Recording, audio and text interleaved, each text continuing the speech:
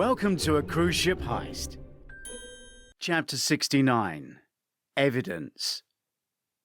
At the top of the steps, back up to the road, we catch our breath. Both of us had forgotten how heavy the money is. Sylvie wakes our taxi driver from a deep sleep, but the children playing near the car remind me of my main objective. Can I ask the bank to send money to Syria? No. Sending a considerable sum of money to the Middle East would raise terrorist alarms.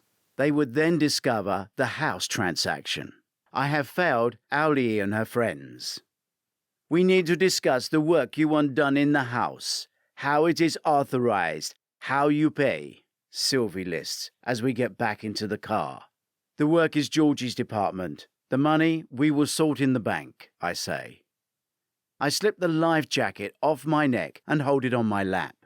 It's worrying me. If Hunter saw these leave, he needs to see them go back.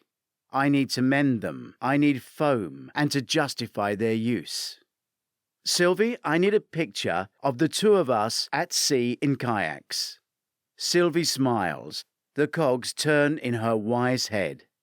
To show why you bring the life jackets. Sylvie checks her watch for the first time. She points 3 times and the driver speeds up. We're in a rush for the first time today. At a boathouse on another beach, Sylvie checks the time again. The kayaks are at the water's edge and she wants to hurry me. I realize how impossible it is to get in the canoe with the weight.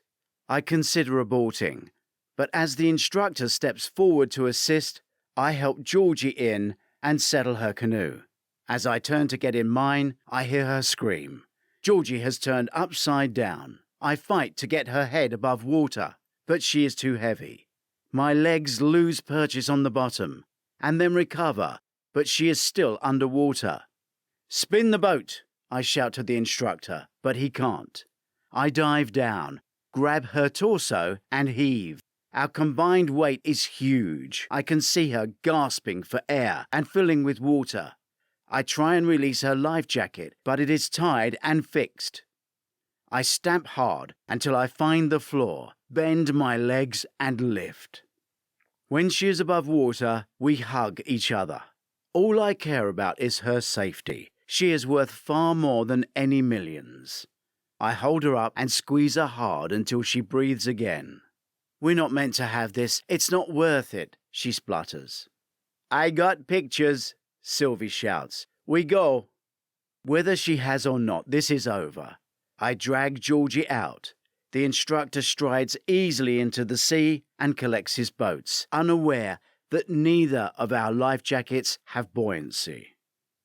We both struggle to walk on the sand. Now they are filled with water and even heavier. Chapter 70. Wet Money. 2 bank officials split open the packs of money and stack the wet money on a towel-covered table. The dry money is passed across to another table, where it is machine-counted into new bundles that are stacked onto a small trolley. 2.5, sir, the young member of staff says. The dry money is wheeled into the room next door, and I nod for Georgie to go with it. I take 2 of the wet packs and put them in Sylvie's bag, which she opens and closes as if automated. If you're a few dollars out, I will let you know, she says, which is her way of saying thank you. You got your commission, William too. Time to enjoy life a little, I say to her as I fill the pockets of my own cargo shorts, which had dried in the heat.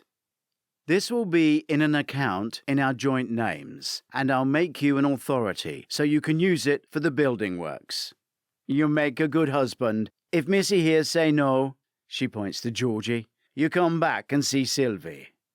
She has no idea. Georgie and I have known each other less than a week, and she had a girlfriend before I turned up. We join the others in the office, where Sylvie introduces us to a black man in a suit. Meet our solicitor, Senior, Sylvie says. He shakes Georgie's hand, then mine. Madam, sir, he says in a deep voice. He takes over the introductions.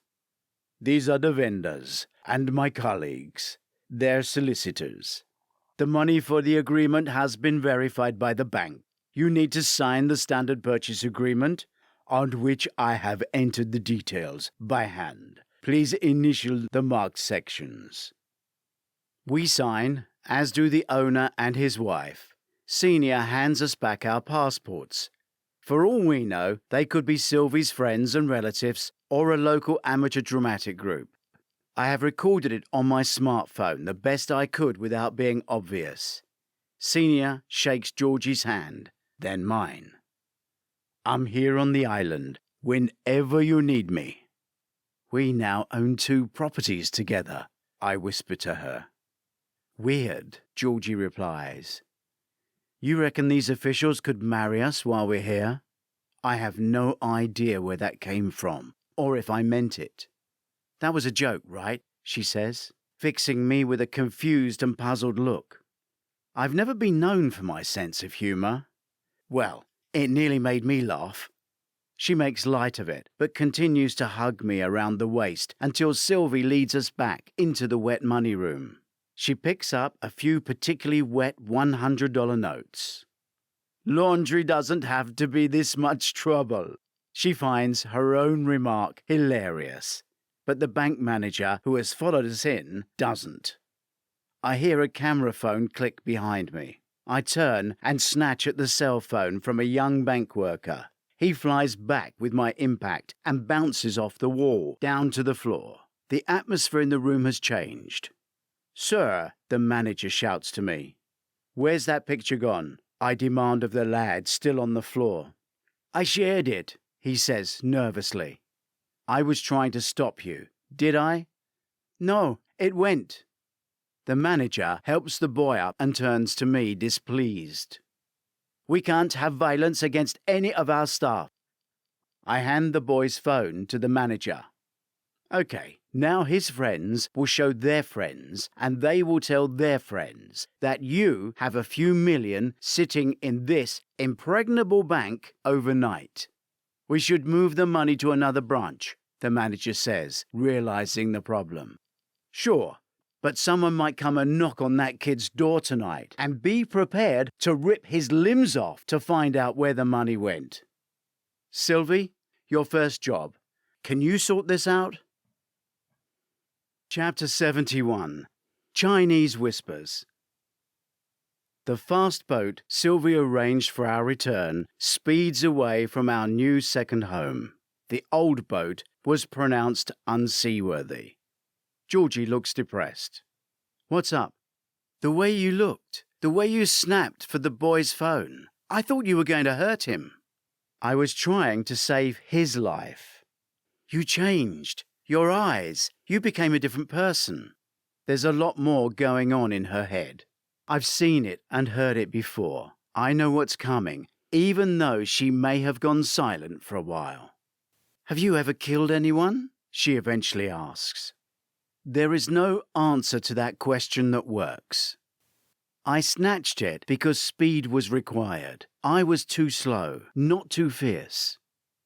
We should have explained the situation to everyone before it all started. I bite my lip because that is the approach of people living in their safe, opinionated ivory towers.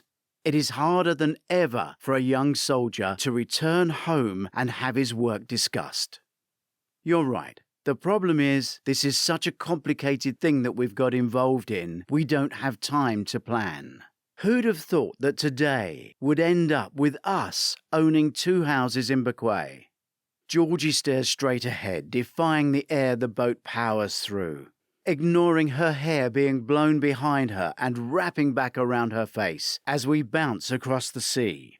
A day that should have ended in joy has a nasty edge to it.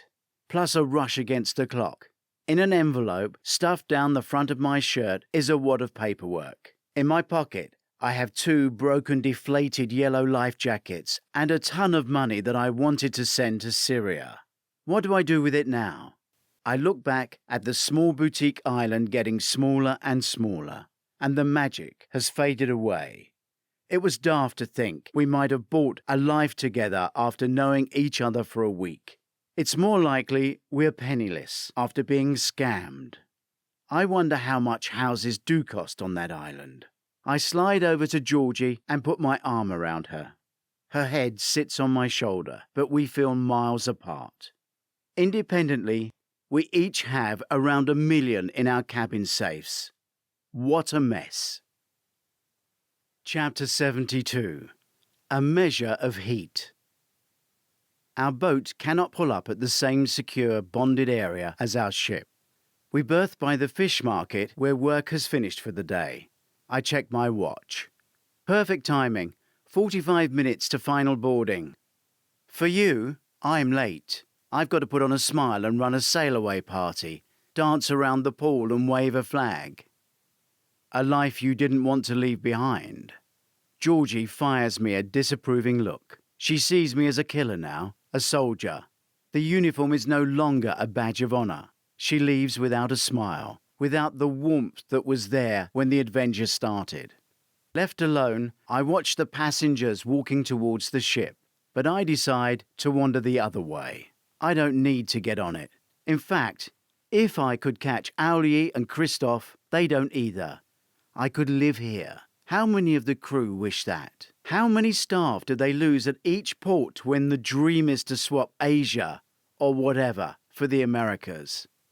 I walk without purpose up a hill, no idea where I'm going. The children are perfectly groomed in their identical school uniform. Blue jackets, white shirts, grey skirts or pants. They play in their safe world. The building they left has a magnetic pull on me. It is the most incredible, ornate Gothic church estate, like a private feeder school you might find in Cambridge. It is no doubt the product of a colonial invasion. I walk in through the arched pillars with trailing vines, leading to a courtyard with a fountain. A crafted ornate entrance built into the grey stone is the Hogwarts-like opening to the cherished church. I don't go in, but stop and stare at a notice board with a thermometer that is half full. It represents fundraising efforts for renovations to the roof and to equip a new technical area with computers. I wonder if they shouldn't avoid technology and continue as they are, smiling. I look at that every day. Looking hasn't helped it yet. A female voice gently says behind me. What do you really need? It is the medical centre I want to see here, she says, pointing at a small section in the listed ambitions. If I found a way of helping, would you send some money to a children's charity in Syria? I like it when I see God in people, she says. God or good? They are two of the same. She looks deeply into my eyes. I can't help feeling she sees inside me. Some people look for God, some have to play God, or life would not work, she says. Few understand. She turns and walks away without judgment. I photograph the plea for help and send it to Sylvie. Then I take a chunk of money from my pockets and fill the collection box. Walking away with renewed energy, I dial Sylvie. It's Kieran. I have an idea that might just keep that young banker alive. No one gonna kill him, she shouts. Hear me out. The wet money was to help a church. Donate a sum. Act like it's all gone. As I speed up, knowing I've been frivolous with my time. After Sylvie, I ring Georgie. Georgie, I start enthusiastically, wanting to tell her I've got money to Syria. Can we do this later? She says, cutting me off. I stop dead. I feel everything we had is gone.